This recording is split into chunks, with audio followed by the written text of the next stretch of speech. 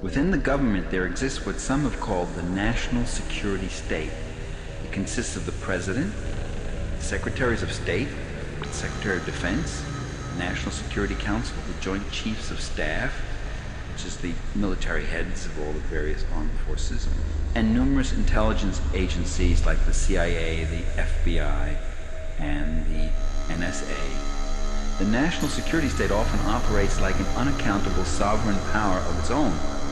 Its primary function is to defeat political forces that seek alternatives to free market capitalism, at home or abroad, or even forces that might try to introduce any kind of economically redistributive politics even within the existing capitalist framework. U.S. national security agencies involve themselves in political repression at home and abroad. We often think that the United States is free of the kind of political crimes, assassinations, and death squads that characterize other countries. Well, think again. The U.S. national security agencies ally themselves with criminal elements, either looking the other way when thugs and assassins do their dirty business, or actively assisting them in third world countries, in Europe, or even in the U.S. When agents of the Philippine dictator Ferdinand Marcos conducted operations against Filipino dissidents in the U.S., the FBI cooperated with these agents. One known FBI informant admitted to having witnessed the murder of 2 Filipino union leaders who were prominent in the anti-Marcos movement in this country. The FBI also cooperated with El Salvador's security forces, supplying them with the names of Salvadoran refugees who were about to be deported from the U.S., so that the security police could apprehend them upon their return. In other words, the FBI would give the names to the Salvadoran security police. Many of these refugees had fled to this country in the hope of escaping death and torture. Salvadoran activists in this country have endured assaults, kidnappings, and numerous car smashings and apartment break-ins, with threatening notes left after them and relatives in El Salvador threatened by police. The U.S. police hardly bestirred themselves, making no attempts to question right-wing suspects. Individuals in the Cuban-American community who have advocated a more conciliatory policy toward the Cuban Communist government have been subjected to threats and attacks. An anti-socialist Cuban exile terrorist group claimed credit for some 21 bombings between 1975 and 1980. They would leave messages after the bombing. And for the murder of a Cuban diplomat in New York.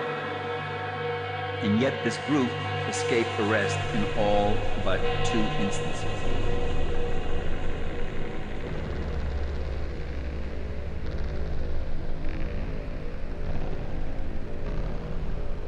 A car bombing in Miami that cost a Cuban radio news director both his legs also remains unsolved.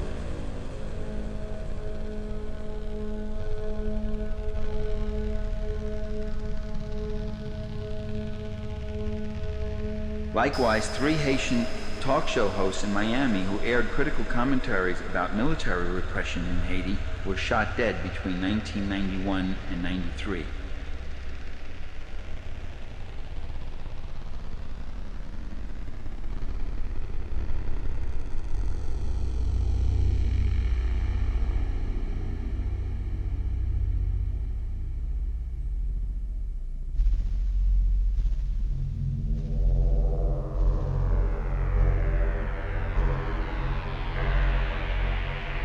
In the United States, between 1981 and 87, there were 11 fatal shootings of Vietnamese publishers, journalists, and activists who had advocated normalized relations with the Communist government of Vietnam.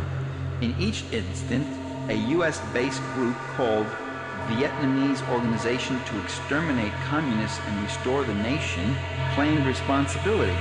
One of the group's victims, a publisher of a Vietnamese language weekly, survived his shooting and identified the gunman, a leader of a Vietnamese extortion gang. The assailant was convicted, but the conviction was reversed at the prosecutor's request. The prosecutor, because, quote, he had no prior criminal record in this country. So you can murder somebody or attempt to murder somebody and you had no prior criminal record. The prosecutor lets you off.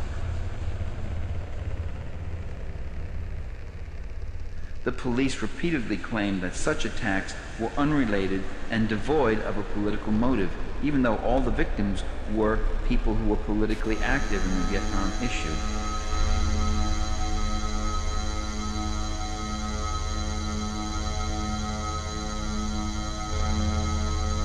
And despite the Vietnamese Organization to Exterminate Communists, despite their communiques claiming responsibility, they even claimed they were killing these people for political reasons, and yet the U.S. police said they could not see a pattern, and they didn't really see any political motive. The FBI refused to get involved.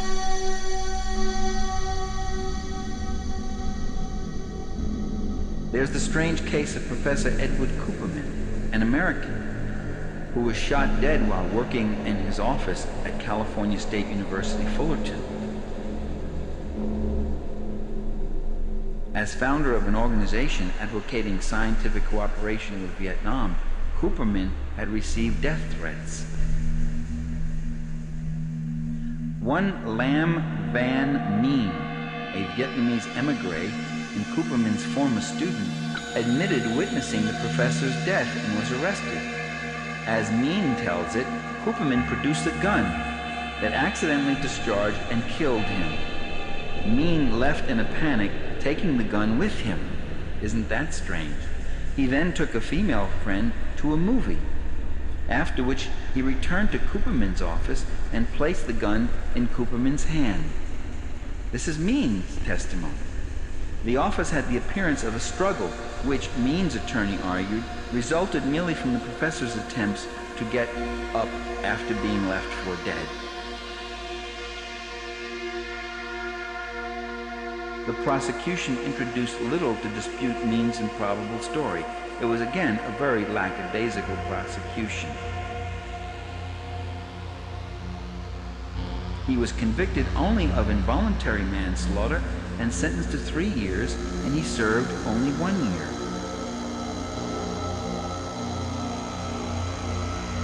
It should be pointed out that Mien had been previously arrested for possession of stolen property, at which time police found guns and ammunition in his car and home. Mien's lawyer was procured by Tran Minh Cong, spokesman for the right-wing National United Front for the Liberation of Vietnam, a right-wing group that has terrorized Vietnamese.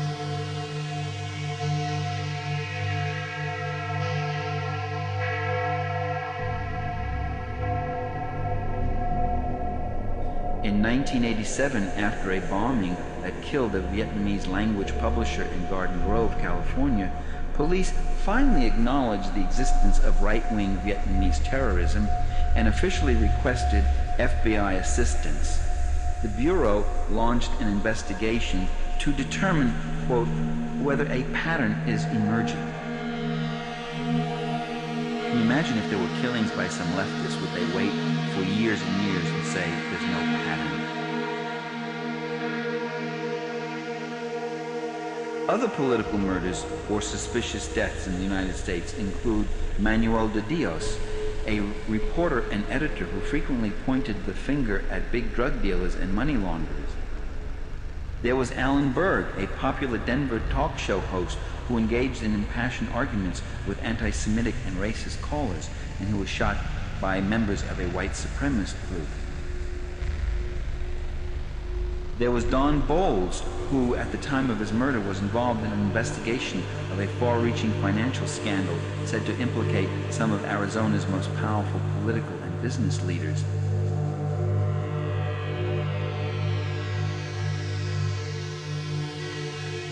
There was Karen Silkwood, who was investigating radiation safety negligence at Kerr-McGee Corporation. And there was Danny Casolaro, whose investigation of government and business corruption might have implicated high-ranking officials. Casolaro was judged a suicide, even though he was found dead in a hotel room in the bathtub, and he was immediately embalmed before any kind of autopsy could be done on him, despite the family wanting to investigate and his family argued that he was not at all depressed and was not going to commit suicide, didn't like the sight of blood, and was very excited about the investigation that he was doing into government and business corruption.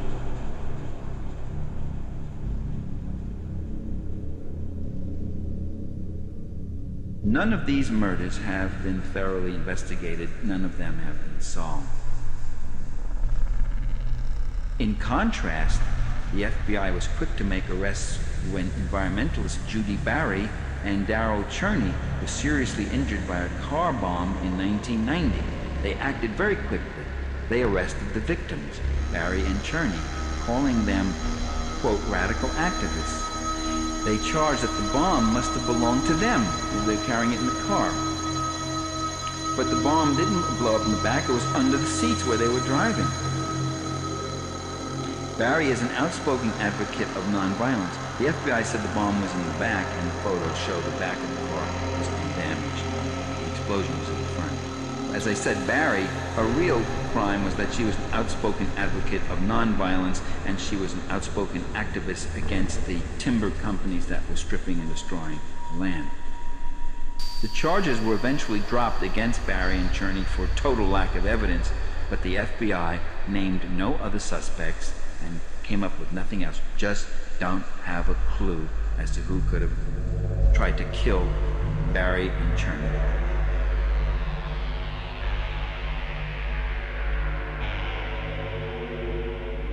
Neo-Nazi skinheads and other rightist terrorists have repeatedly been able to commit acts of violence and even publicly claim responsibility without getting caught. This means law enforcers have made little effort to monitor and deter their actions, unlike the way they monitor legal, peaceful groups on the left. Because if they were monitored, if they were under surveillance, if they'd been infiltrated, their acts of violence would have been stopped and they would have been caught and revealed and prosecuted, one would hope. Again, there's nothing inconsistent about this position, by the way, because left groups, no matter how nonviolent and how lawful, they challenge the corporate system of power, money, and privilege, or some aspect of its abuses, while right-wing groups generally do the dirty work for that very same system. Thus, there's a community of interest between the far rightists, these little cliques, these skinheads and terrorists, and the law agencies, and often also a community of methods. Right-wingers can get into trouble sometimes when right-wing extremists engage in counterfeiting and bank robberies and plan attacks against police and military bases as part of a war against the government. Then law enforcers may move against them.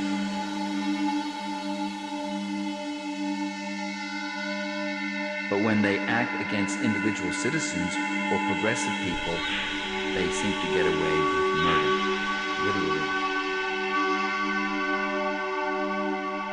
Making the world safe for free market capitalism is a massive enterprise. Security agencies expend about an estimated $28 billion to $30 billion yearly on operations at home and abroad. Congress has no exact idea how much it allocates because the funds for intelligence operations are hidden in other budget items, and this is in violation of the Constitution. Article 1, Section 9 of which reads, "No money shall be drawn from the Treasury, but in consequences of appropriations made by law, and a regular statement, account of receipts and expenditures of all public money shall be published from time to time." And in fact, that is not at all done with security agencies.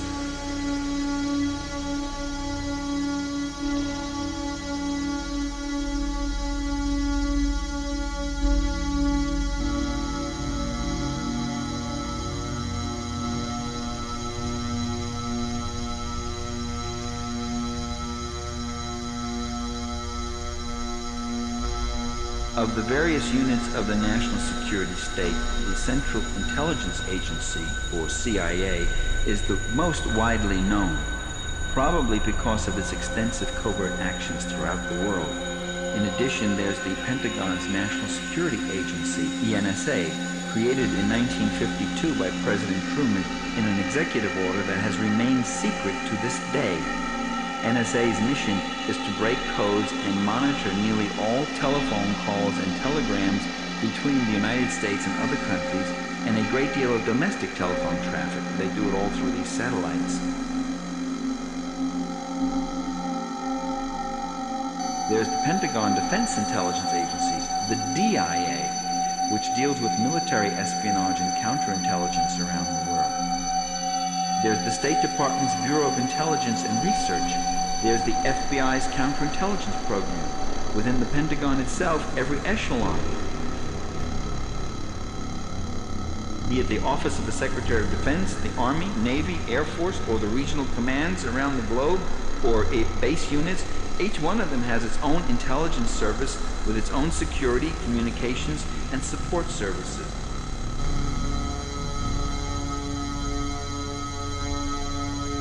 While supposedly protecting us from foreign threats, the various intelligence agencies spend a good deal of time policing and propagating views among the U.S. public.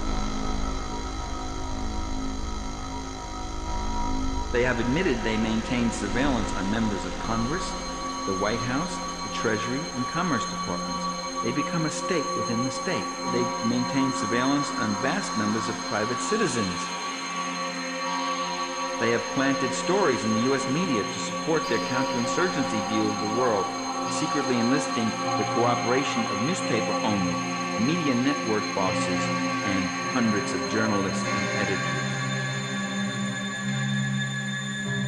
The CIA alone has subsidized the publication of hundreds of books and has owned outright more than 230 or so wire services, newspapers, magazines, and book publishing complexes, according to a Senate Intelligence Committee report.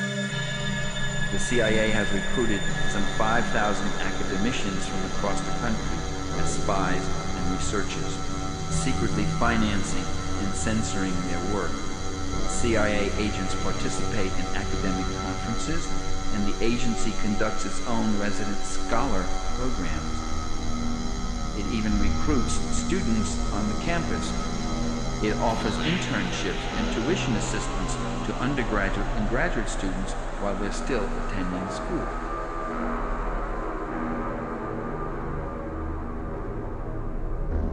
Intelligence agencies have infiltrated and financed student, labor, scientific, and peace groups. The CIA has financed research on mind-control drugs, sometimes on unsuspecting persons, and was responsible for the death of at least one government employee. In violation of the National Security Act of 1947, which says that the CIA, quote, shall have no police, subpoena, law enforcement, or internal security functions, because Congress was afraid of building up a secret military police in their own country. It's okay for them to work that way in other countries, but not here. Despite that stricture in that Security Act of 47, the agency has equipped and trained local police forces in the U.S. Under President Reagan's executive order, the CIA was authorized to conduct domestic surveillance and covert operations against U.S. citizens both in the United States and abroad. And in fact, you're listening to one of those citizens right now. Under the Freedom of Information Act, I got a file from the FBI, and it had a whole section from the CIA. As the CIA told me, they sent it to the FBI.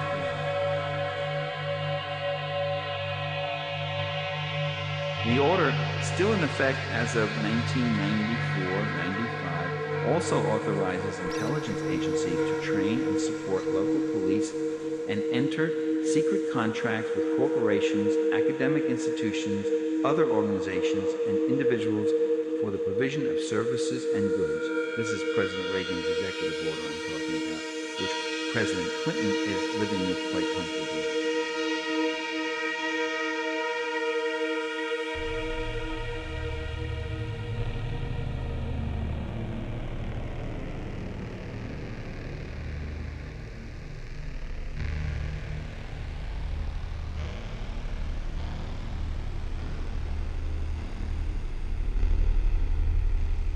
U.S. intelligence agencies have perpetrated terrible crimes against the peoples of other nations.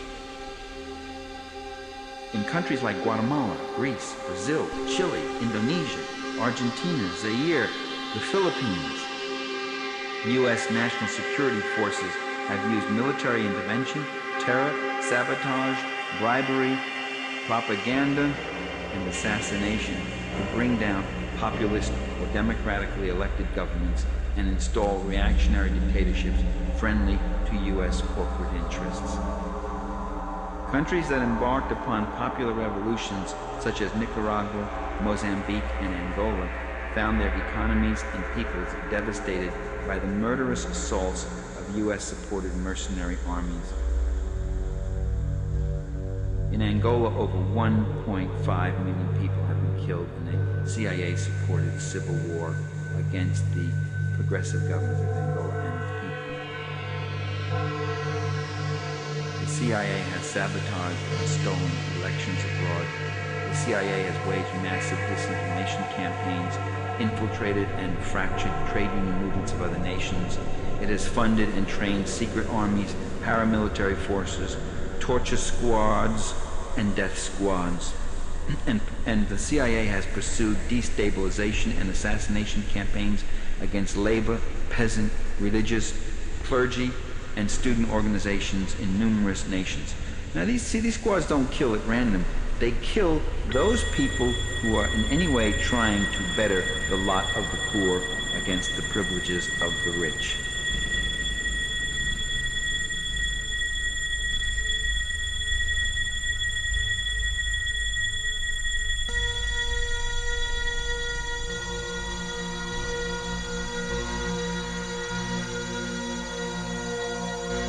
After World War II, U.S. intelligence agencies put thousands of Nazi war criminals and their collaborators on the U.S. payroll, utilizing them in repressive operations against the left in Latin America and elsewhere. Murderers, far from being exempted from such protection, seem to have been among those most likely to obtain this protection.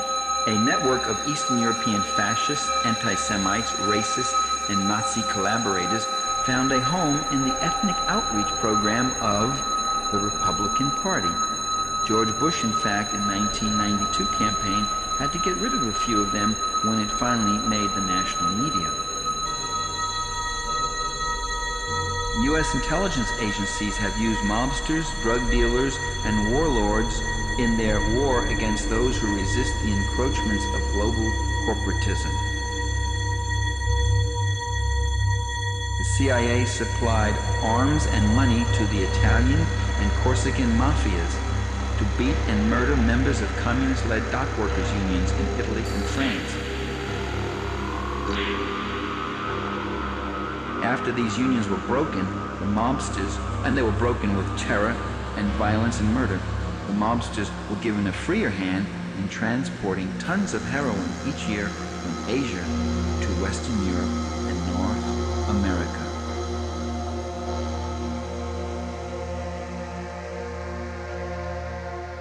The CIA buttressed anti-communist warlords in Southeast Asia and Afghanistan, whose opium production increased tenfold soon after the agency moved into these regions, according to the Washington Post. Likewise, CIA involvement in Central America contributed to the U.S. cocaine epidemic of the 1980s. CIA planes transported guns and supplies down to right-wing mercenary troops in Nicaragua and pro-capitalist military leaders in other countries. The planes then were reloaded with narcotics for the return trip to the United States. This, by the way, is a matter of public record and is a finding of at least 3 congressional investigative committees. CIA operatives participated with mafia associates and business and political leaders to profit from the multi-billion-dollar savings and loan swindles. Monies gained from such deals, along with drug money laundered through various banks and other financial institutions, were illegally used to finance CIA covert activities and line the pockets of various people in the field.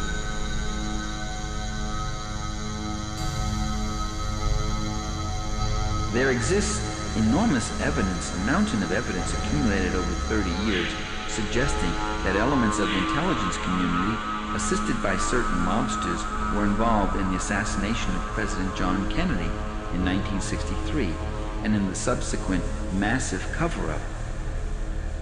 Kennedy was considered a dangerous liability by the intelligence community and right-wing groups because of what were perceived as his liberal foreign and domestic policies, including his unwillingness to pursue an all-out ground war in Indochina and escalate the war, his determination to bring the intelligence community under tighter controls, and his other various policies. His pursuit of a rapprochement with the Soviet Union was also another consideration which incurred the ire of right-wing groups. If in fact there was no conspiracy, why has there been so much cover-up? Why have the archives been sealed for 60, 70, 80 years? And why so much official resistance against opening them? If there's nothing to hide, what are they hiding? X-rays? Mrs. Kennedy's description of the wounds and the shots? Oswald's links with military intelligence? Even Oswald's tax returns? On and on and on we go.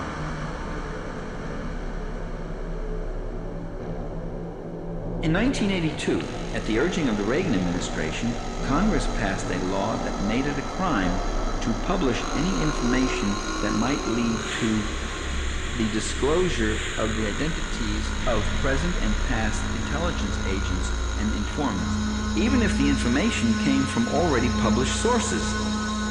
What this means is that under the law, some journalistic exposures of illegal covert activities themselves become illegal. It's been argued that a strong intelligence system is needed to gather information for policymakers who will be safer and more secure that way. But the CIA and some other agencies have been involved in something more than just gathering information. They've been involved in covert actions that go beyond intelligence gathering and any lawful mandate. They've been involved in economic and military sabotage, disinformation campaigns directed against the U.S. public itself, drug trafficking, and mercenary wars, assassinations, and other terrorist acts against numerous nations and literally tens and hundreds of thousands of people.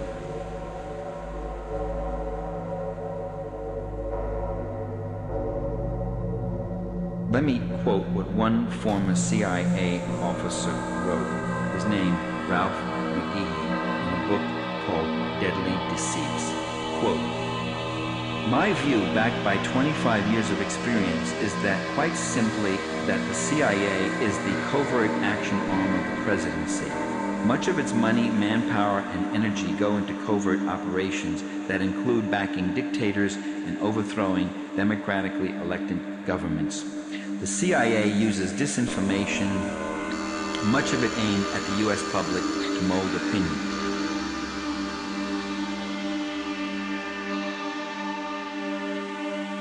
But if the agency actually reported the truth about the third world, what would it say?" I'm still quoting McGee. He goes on. He says, "It would say that the United States installs foreign leaders, arms their armies, and empowers their police to help these leaders repress an angry, defiant people. That the CIA-empowered leaders represent only a small fraction who kill, torture, and impoverish their own people to maintain their position of privilege. The CIA plants weapons, shipments, forges documents, broadcasts false propaganda, and transforms reality. Thus it creates a new reality that it then believes." Unquote. What we should do, and what Congress should do, is abolish the CIA and the entire national security state.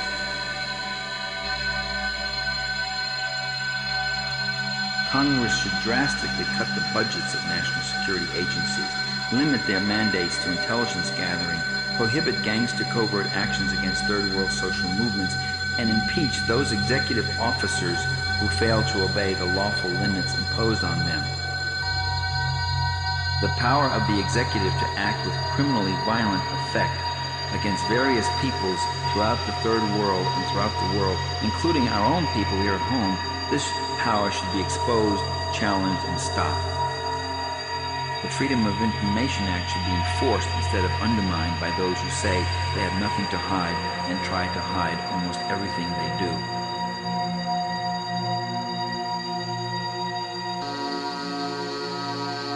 End the U.S.-sponsored counterinsurgency wars against the poor of the world. We need to eliminate all foreign aid to regimes engaged in oppression of their own peoples. The billions of U.S. tax dollars that flow into the Swiss bank accounts of foreign autocrats and militarists could be better spent on human services here at home. Lift the trade and travel bans imposed on Cuba and other countries that have dared to deviate from the free market orthodoxy.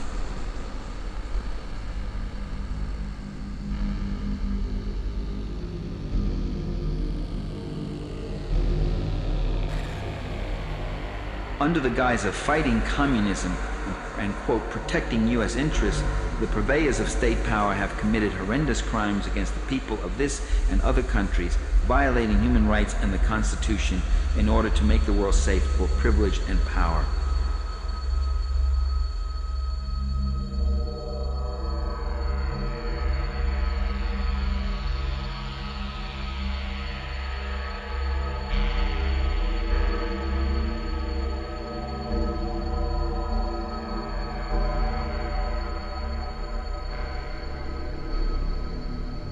The ancient question of political philosophy, who guards the guardians, remains with us.